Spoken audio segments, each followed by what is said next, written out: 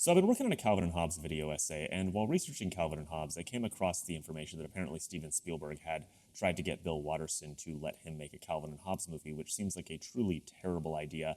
And so I was talking on TikTok about how that seemed like a truly terrible idea, because obviously any adaptation of Calvin and Hobbes would sort of fly in the face of what the strip is all about. But also, Steven Spielberg specifically has a, basically opposite approach to art to Bill Watterson. Because Bill Watterson is very cynical and earnest and, anti-commercial, and Steven Spielberg is shamelessly commercial and, sentimental and glurgy to the point of nausea. And so, I think that would be the absolute worst combination. But someone in my comment section was like, hey, what about Miyazaki?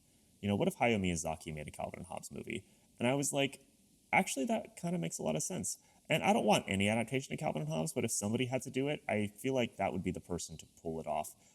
Because for a number of reasons, obviously Miyazaki, deals in sort of these divisions between fantasy and reality, but also, he is, not afraid of ambiguity. And something I talk about in this video essay that I'm working on is that a load-bearing pillar of Calvin and Hobbes is the ambiguity, is the fact that there, not only does Bill Watterson never answer the question of how, Hobbes works and how the sort of, less explained fantastical adventures work, he doesn't even ask the question. It's this totally unspoken ambiguity. And if you made, if you made a movie sort of traditionally about Calvin and Hobbes, you made a long form movie, that ambiguity would have to be spoken at the very least, right? You'd have to sort of, in a movie with higher stakes and, a longer runtime and in a more literal medium, you'd kind of have to, you know,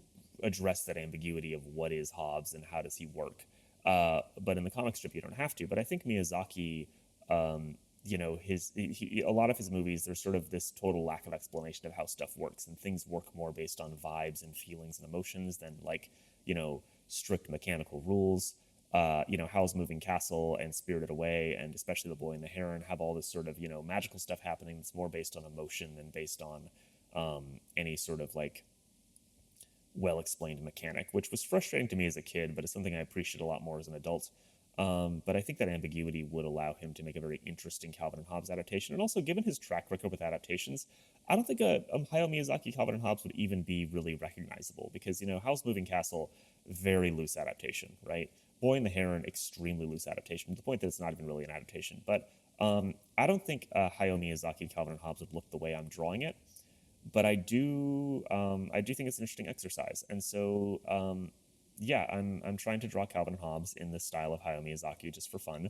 I'm sure other people have done this, but I purposefully did not look at what other people had done because I don't want to be influenced. But I've got Markle there from Howl's Moving Castle as my reference for Calvin, and I've got the cat bus of all things as reference for Hobbes because I wasn't sure what to pull as reference for Hobbes. Because also Miyazaki draws magical creatures very differently from the way he draws animals. Like animals are drawn incredibly realistically, but like magical creatures like Totoro and the cat bus and stuff are drawn very cartoony. And so I was like, which direction do I go with? And originally I was going to go cartoony. I eventually did settle on realistic, and I used the wolves from Princess Mononoke as reference, but we're not there yet. But anyway, I'm just sort of not copying, but I'm sort of using Markle as sort of a reference for Calvin's face proportions. And I think I'm really nailing this in. This was the part of it that I think was the most successful. I mean, like, this looks Miyazaki. And I'm insistently saying Miyazaki and not Ghibli because Studio Ghibli also encompasses the work of Isao Takahata, and he always kind of gets shafted. People always go, "Oh, Ghibli," and they don't mean Isao Takahata. They mean Hayao Miyazaki, and so people will be like, "I'm going to the Ghibli park," and it's like, "Oh, cool. Are you going to go to Grave of the Fireflies Land? Is there like a part of the park where you can watch your little sister die of malnutrition during World War II? That sounds not fun. Are you going to go to Only Yesterday Land where you sort of have a midlife crisis and go work on a farm? And, oh no, it's just Totoro. Okay, but yeah, he's got very low ears. But I'm just trying to get the proportions in. I'm trying to get the sort of. I don't want it to just be a palette swap of Markle. I want it to be Calvin. But a lot of the characters in Ghibli movies, and I just did it with the thing I said I was not going to do. A lot of characters in Miyazaki movies have very similar faces, and so there's not that much variation. But I am trying to make sure that he is, he looks a little bit more less sweet, a little bit meaner, you know. because Markle is like Calvin in a lot of ways, but he's a little bit more of a good kid than Calvin is. He's a bit more industrious. He's got a job. He's a little bit less of a stinker. So I tried to make Calvin's expression communicate the fact that he's a bit of a stinker. And so now I'm working on Calvin's hair. Calvin's hair is really interesting because it's very messy, but it's not really spiky. Like he's got these hair spikes, but they're not gelled up. They're just messy. And so, in the comics, in the Calvin and Hobbes comic, it's very angular, but the look of Miyazaki is very sort of soft. It's very sort of rounded, and so I tried to sort of split the difference and make it more angular than Markle's hair, but still a little bit, still rounded and still sort of, having a lot of motion to it. I remember there was this obviously unauthorized kind of short film somebody made of like the Tracer Bullet comics that I found on YouTube. And it really it was like Danish or something, but it really irritated me because their Calvin actor had like gelled up hair, and I was like, Calvin doesn't gel his hair up; it just does that.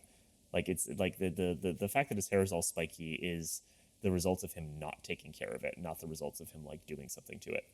And so I tried to make sure that it was coming across that this was not like a deliberate hairstyle of his. This was just him not taking care of his hair. And so I think that roundedness sort of communicates that a little bit more because there is a little bit more literalism to Miyazaki's style. And so I think if I had it as angular as it is in the Calvin and Hobbes comics, it would read as being gelled. And it needs to read as being just sort of like messy bedhead because, he doesn't like combing his hair and he doesn't like taking baths. And he's very sort of unkempt and ungroomed. And he's going to be shaking his fist at people because he's squaring up to fight, which he will probably lose given his track record for losing fights. But he's doing his best. He's trying. He's a little stinker. He's shouting. And also, I'm making his T-shirt a little bit looser, a little bit more flowy because Miyazaki loves to draw these very flowy outfits. And so like my reference for the T-shirt was Ponyo, so I pulled up like the boy from Ponyo. I don't know his name. I haven't seen Ponyo. I need to see Ponyo. But anyway, I pulled up the boy from Ponyo because he's got a T-shirt, and his T-shirt is very oversized and kind of billowy. And so I tried to sort of bring that into Calvin. I'm doing my little obligatory canvas flip, which I think worked out pretty good. But I'm trying to bring that quality to Calvin's shirt to, because Miyazaki loves to take any opportunity to like over animate something. Not over animate, but like, if something can move, he likes to make it move. And so, clothing tends to be very loose and flowy. And so I'm trying to bring that quality to Calvin's clothing here and make it kind of oversized. I originally had like a face cam for this video and I was like recording audio live, but I just got a lav mic and I'm still kind of figuring out how to use it. And the connection it has to my phone is sort of spotty, and so my initial recording was so tinny and horrible that I was like, I can't use this. I don't want to assault your ears. And so I decided to just re-record the audio after the fact, which is what I'm doing now. But yeah, I'm just sort of, sketching in all these details. Yeah, I mean, I think obviously like a realistic Miyazaki Calvin and Hobbes, which would never happen, would be totally unrecognizable, and you'd get home afterward and be like, that was a good movie, and you'd look it up on Wikipedia and you'd be like, wait, that's a Calvin and Hobbes adaptation? What are you talking about? But this is more of just kind of a little drawing exercise, because I thought it was kind of a fun idea, and I think it's something people will click on, which is, my sole mission in life. But I think Calvin came out really good. I'm really happy with how Calvin came out, and so I'm moving on to Hobbes. And Hobbes is more of a challenge because Hobbes I don't have clear reference for. Hobbes I don't have, there's no tiger in any of the Miyazaki movies that I know of. And so again, my reference for Hobbes initially is the cat bus, because I was like, well, they're both felines, and the cat bus is kind of magical, and Hobbes is kind of magical, sort of. Hobbes is ambiguous, but initially I was going with this sort of, there's this huge dissonance between the way that Miyazaki draws magical creatures. I think I might have already said this, but there's a huge difference between the way he draws magical creatures and the way that he draws like realistic animals. Like his realistic animals are very realistic and his magical creatures are very goofy and cartoony. But Hobbes in the Calvin and Hobbes comics really splits the line between realistic and goofy and cartoony. And so it was hard to translate him into the Miyazaki style because I was like, do I make him all cartoony? Which is I'm doing initially. I'm giving him Totoro's eyes, which looks very goofy. do I make him all goofy and cartoony, or do I make him like hyper realistic the way like the wolves are in Princess Mononoke? And so right now I'm working out. I'm trying the sort of goofy cartoony look. I'm basing him on.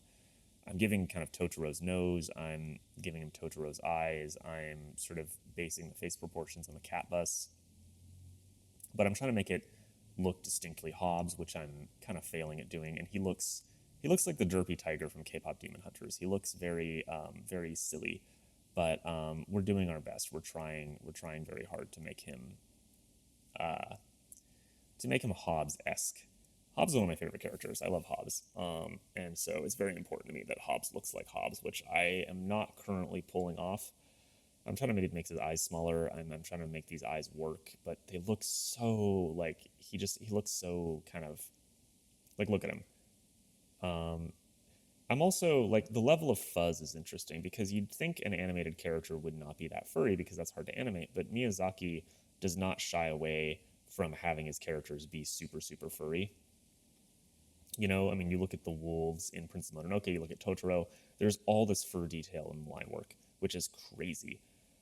And so, like, my initial instinct was to sort of do this kind of Western style thing where I have a straight line and then a few little patches of fur to sort of imply fur. But looking at the reference, it's like, no, he actually has all this fur detail. There's this ridiculous amount of fur detail. I also looked at the Cat Returns for some reference, but I didn't really use much of it. I'm not sure if was Miyazaki involved in that. I know it was Ghibli, but I'm not sure if Miyazaki didn't Miyazaki do the Cat Returns? Someone tell me. I could look it up, but I'd rather you tell me. This is called Community. It's called A Third Space. So I decided to draw Hobbes like, you know, on all fours like a real tiger, because also Hobbes in the comics is so tall that like posing with Calvin is sort of a difficulty because Calvin comes up to his waist, and you know, if I'm doing like more of a cinematic camera angle, you know, he's not going to be in the same frame as Calvin because he's so much taller than him. But what was I saying? Oh yeah, Cat Returns. Cat Returns I didn't really like as a kid because so many cats die in it. Like all those cats get thrown out the window, and that really bothered me. So I've given up on the Totoro eyes. I've given up on these like derpy eyes, and I'm trying. I'm going to try a couple of different variations, and none of them are going to work. And then I'm going to finally try my final variation. But we're yeah. I tried to sort of copy the eyes that the cat bus has. Um, and the issue I have with the cat bus eyes is that they have horizontal pupils, and tigers do not have horizontal pupils. And the Hobbes is kind of based on a house cat. He's kind of equal parts tiger and house cat, but that looks so funny. Look at that. Look how goofy he looks. He's a goofy guy. But he doesn't really look like Hobbes, which is, you know, the problem. Hobbes is a great design. You know, Bill Watterson is a fantastic artist, obviously.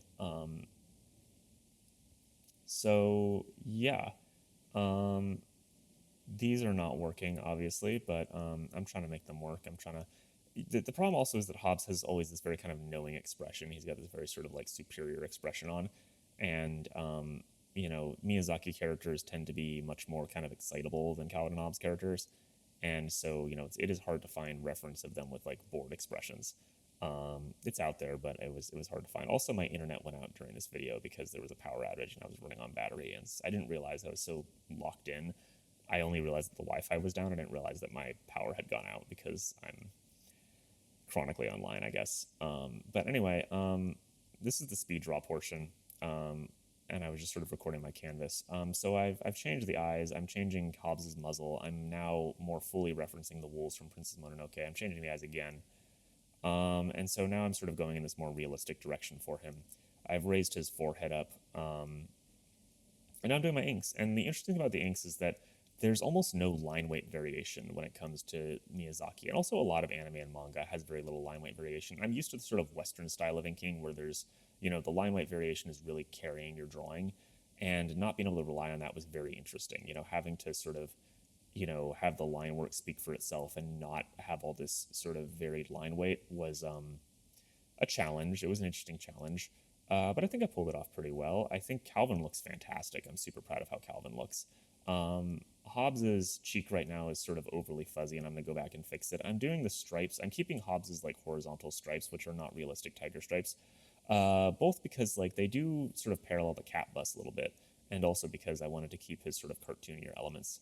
And I'm going to color those stripes like a lighter brown rather than black because I don't want I don't think that really makes sense for animation. Now I'm working on a background. I decided to do like a painted backdrop. And another parallel that Miyazaki and Watterson have is these elaborately painted scenes of nature. You know, Watterson did all these like watercolors of, you know, Utah and, you know, the woods in Sugar Falls and stuff. And Miyazaki obviously has all these elaborately painted backdrops. But I started doing that and then immediately gave up and went back to painting Calvin and Hobbes, but I'm going to come back to it. I was originally like, oh, I'll cut that part out of the video because that's stupid and it's not working, but I decided to come back to it, and it ultimately turned out decently well. I'm actually pretty proud of it for someone who is not a painter. It turned out okay. But I'm doing Calvin's skin tone. Now I'm back to painting. Okay. And I'm just basically zooming in on my reference, and I'm trying to get all this grass detail in. And what I realized looking at the reference is that it looks really complicated at first glance, but it's actually just all of these sort of flat cards of flat color. You know, there's these planes of grass, and there's dark grass and light grass, and then there's all this grass detail on the edges of those planes, and that's sort of what's creating this illusion of all this detail, but it's actually relatively simple. And the way these backdrops are painted is like relatively simple. It's brilliant, actually. And, you know, mine did not come out as detailed or as good as the, you know, ones from My Neighbor Totoro, which is one of my references from, obviously. But it actually came out better than I was expecting it to, and I'm pretty proud of it, especially since I'm not a painter. So it really started to come together when I started to think about where the light was coming from and started to sort of paint these shadows in and kind of reduce the amount of colors I was using and just sort of like focus on these kind of simple planes. And it actually started to come out decent. It's not like amazing or anything, but I think it like, as for someone who does not do backgrounds very often, I think it came out pretty good, and I'm glad I took the plunge and decided to try to do it at least, because trying is good. We like trying. I think I was looking up how to do something while that big pause was happening. Anytime you see a big pause in this speed draw, it's because I was Googling some Krita tutorial. I haven't drawn in a while. But now I'm adding in the brown stripes for Hobbes. I'm really bad at coloring inside lines. If someone has a trick I can use for Krita that will like sort of assist me and like help me not go outside the lines, I would highly appreciate it, because I don't want to do just like paint bucket fill, but I also like, this is like the bane of my existence, like trying to go up to the lines and not, you know, go outside of them is like the bane of my existence. It's so hard for me, and it's so time consuming, and I hate it so much. And so if there's like a way to like do it better, I would highly appreciate you telling me, because I don't know how to do that. But anyway, I'm painting his stripes in, sort of just getting all the colors in. I ended up flipping the background because I realized the most highly detailed part was being covered up by Calvin and Hobbes, and so I decided to flip that. And also because the light made more sense this way. I'm going to do my cell shading on Calvin and Hobbes, and I didn't want the light to be coming from behind. I wanted it to be coming from in front of them. But yeah, I'm just cleaning up my colors. I'm adding in those stripes, and I did brown stripes because I felt like that made more sense for the sort of the Miyazaki style, and it's made more sense to sort of not have the stripes be filled in totally black for animation, because that seemed like it would be kind of a nightmare to animate. And also, you know, it allows for more sort of lighting effects and stuff when his body is not pure black. But yeah, I'm putting his nose in. I ultimately made Hobbes' eyes yellow because I didn't want the whites of the eyes and the fur to be the exact same color. That was kind of just a last minute decision. And I almost forgot about doing the stripes on his forelegs, but I'll get to them. I will get to them. But now I'm doing my cell shading. I just used gray and put it in a multiply layer, and now I'm doing those things. And I think this came out looking really good. I think it came out looking very on model and on brand, and you know, it looks pretty decent, and I'm pretty proud of that background. Anyway, Calvin and Hobbes video, I say, coming out soon, hopefully. And if you liked this, you can like and subscribe and send me a bucket of your blood and all the normal things that people do for YouTubers they like. All right, bye.